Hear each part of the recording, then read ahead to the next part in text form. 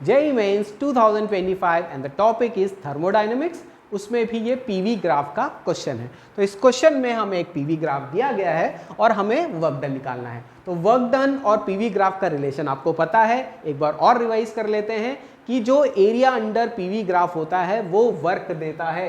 Area under PV graph is equal to work. एक additional और चीज याद रखनी पड़ेगी, वो है अगर प्रोसेस आपका एंटी क्लॉकवाइज है, जो इस केस में है एंटी क्लॉकवाइज अगर प्रोसेस है, the work done will be negative.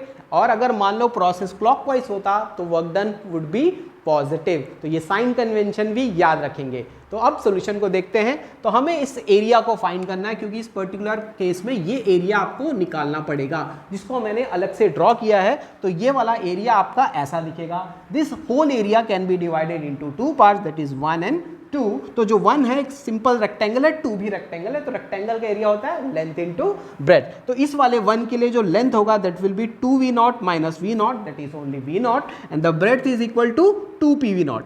Understand? तो एरिया जो हो जाएगा 1 का हो जाएगा v0 into P v0, that will be 2p0 v0।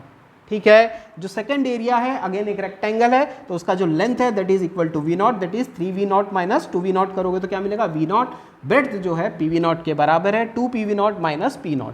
तो एरिया हम निकाल सकते हैं लेंथ इंटू ब्रेड्थ करके, that will be v0 into p0। ठीक है। तो फाइनली जो टोटल एरिया होगा that will be the sum of 1 and 2 and that will be equal to 3p0 v0। हमारे पास ऑप्शन 3p0 v0 होगा और बगल में एक और ऑप्शन है माइनस 3p0 v0। यही क्वेश्चन में ट्विस्ट है, यहाँ पे माइनस आएगा because the process is anti clockwise.